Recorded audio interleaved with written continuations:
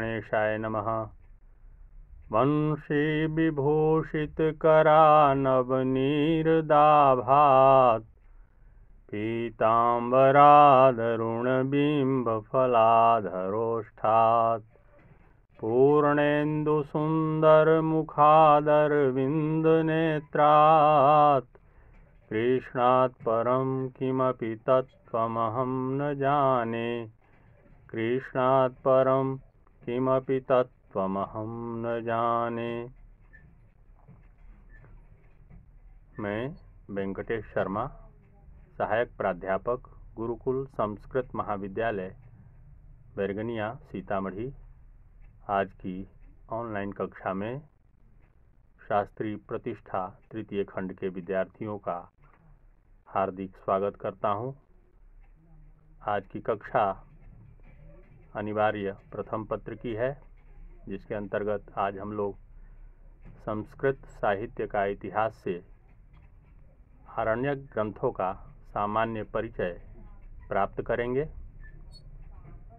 कल हम लोगों ने ब्राह्मण ग्रंथों के बारे में जानकारी प्राप्त किए थे।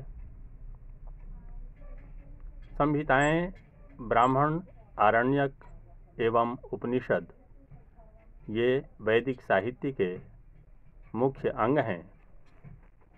ये सब परस्पर संबंधित एवं अन्योन्याश्रित हैं। ये एक दूसरे के पूरक भी हैं। इस दृष्टि से भी ब्राह्मण ग्रंथों के बाद आरण्यक ग्रंथों का नाम आता है। ये आरण्यक ग्रंथ ब्राह्मण ग्रंथों और उपनिषदों के बीच की कड़ी हैं।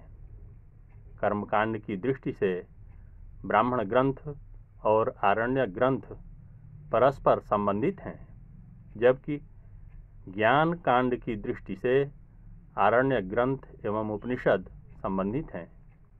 ये ब्राह्मण ग्रंथों के अंतिम रूप हैं और उपनिषदों के पूर्व रूप। ब्राह्मण ग्रंथों में यज्ञ की कर्मकांड परक व्याख्या है, जबकि आरण्यक ग्रंथों में यज्ञ की आध्यात्मिक व्याख्या की गई है।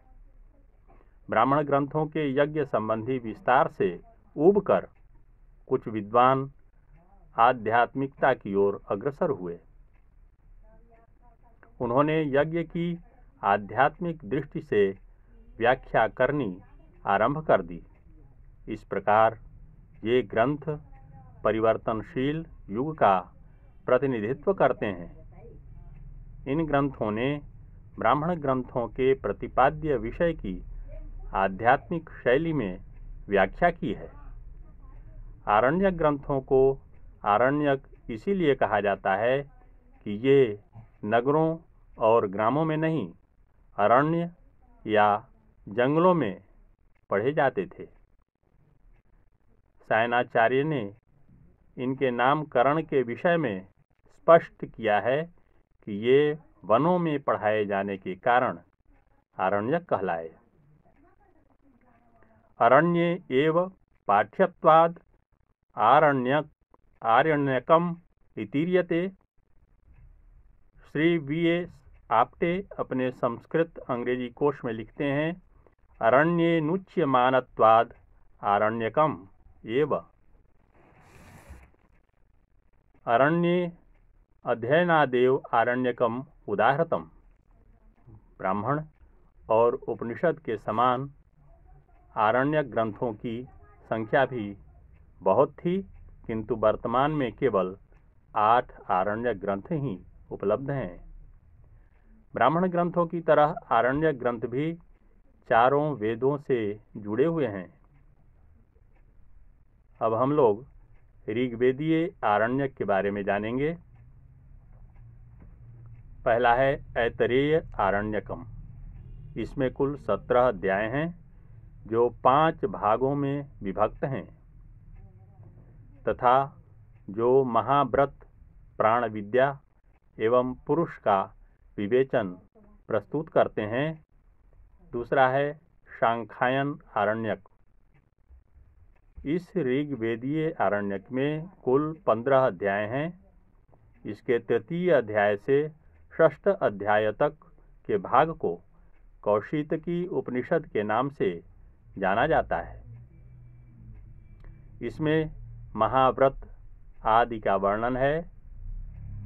अब हम लोग यजुर्वेदीय आरण्यक के बारे में जानें। इसके अंतर्गत पहला है बृहदारण्यक। बृहदारण्यक शुक्ल यजुर्वेद तथा कृष्ण यजुर्वेद दोनों शाखाओं में प्राप्त होता है। इसमें यज्ञों के रहस्य का वर्णन किया गया है। उपनिषदों की प्रधानता होने के कारण इसे उपनिषद नाम से भी जाना जाता है। दूसरा है तैत्तिरीय आरण्यक। यह कृष्ण यजुर्वेद का आरण्यक है। इसमें 10 प्रपाठक हैं। अग्नि की उपासना, इष्ट का चयन और पंच महायज्ञ का वर्णन भी इसमें वर्णित है। यज्ञोपवीत संस्कार का निर्देश सर्वप्रथम इसी ग्रंथ से प्राप्त होता है। तीसरा यजुर्वेदीय आरण्यक है मैत्रायणी आरण्यक। इस यजुर्वेदीय आरण्यक में आरण्यक तथा उपनिषदों का मिश्रण है। यह कृष्ण यजुर्वेद शाखा पर है, जिसमें 7 प्रपाठक हैं। आगे है सामवेदीय आरण्यक। इसके अंतर्गत भी पहला है तवलकार आरण्यक। इस सामवेदीय आरण्यक को जैमिनीयोपनिषद भी कहा जाता है। यह 4 अध्यायों में तथा प्रत्येक अध्याय अनुवाकों में विभक्त है। तवलकार आरण्यक ब्राह्मण आरण्यक तथा उपनिषदों का मिश्रण है। दूसरा सामवेदीय आरण्यक है छांदोग्य आरण्यक। छांदोग्योपनिषद के प्रथम अध्याय को छांदोग्य आरण्यक के नाम से अभिहित किया गया है। इस प्रकार आज हम लोग यहीं तक पढ़ेंगे। शेष आरण्यक के बारे में कल हम लोग जानेंगे। आज बस इतना ही। धन्यवाद।